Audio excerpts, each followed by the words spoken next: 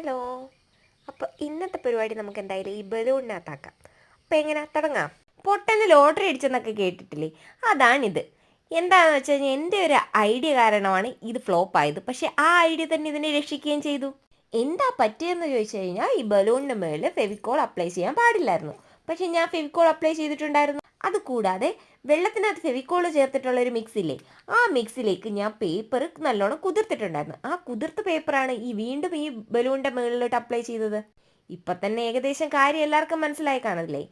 അവസാനം ഞാൻ ഈ ബലൂൺ പൊട്ടിച്ച സമയത്ത് എല്ലാവർക്കും ബലൂൺ സിമ്പിളായിട്ട് ഇനി ഊരി വരുമല്ലേ. എനിക്കാണെങ്കിൽ ആ പേപ്പറിൻ്റെ കൂടെ ബലൂൺ മിക്സായി.